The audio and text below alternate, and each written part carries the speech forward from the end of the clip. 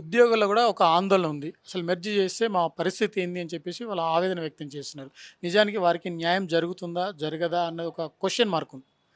ఇప్పుడు ఉద్యోగులకు న్యాయం జరుగుతుందా అన్యాయం జరుగుతుందా అని అంటే ఫస్ట్ ఆఫ్ ఆల్ ఈడున్న ఉద్యోగులు ఇవాళ లేచిండ్రు మా పరిస్థితి ఏందని చెప్పి భారతదేశ వ్యాప్తంగా all India cantonment board employees federation of India ఏ రోజైతే కసోల్ కంటోన్మెంట్ని పైలట్ ప్రాజెక్టుగా తీసుకొని ఆ లోకల్ బాడీలా మర్జ్ చేసినప్పుడు వాళ్ళకు సీనియారిటీ ఇష్యూస్ వచ్చిండే, శాలరీస్ ఇష్యూస్ వచ్చిండే, వీటన్నిటినీ government of India labour commission of India దృష్టికి తీసుకపోతే లేబర్ కమిషన్ ఆఫ్ ఇండియాకు డిఫెన్స్ సెక్రటరీకి వీళ్ళందరికీ 4-5 మీటింగ్స్ అయినాయి.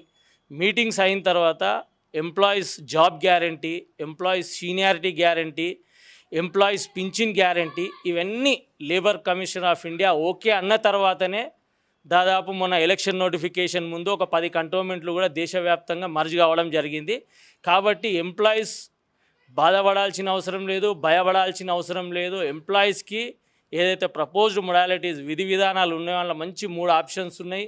లోకల్ గవర్నమెంట్తో పోవచ్చు, ఆర్మీ హెడ్ క్వార్టర్స్ అటాచ్ కావచ్చు, లేదంటే వాలంటరీ రిటైర్మెంట్ కావచ్చు. కాబట్టి ఇవాళ ఏదో ఎంప్లాయీస్ యూనియన్ అని చెప్పి కొద్దిమంది లేచా ఊ అని అమ్కా డమ్కా ఆ మాటలకు ఎంప్లాయీస్ ఎవ్వరు భయపడొద్దండి. మీకు కేంద్ర ప్రభుత్వం ఇటు రాష్ట్ర ప్రభుత్వం 100% అండగా ఉంటుంది. మీరు ఎటువంటి చింతన పడాల్సిన అవసరం లేదు ఈ విషయంలో.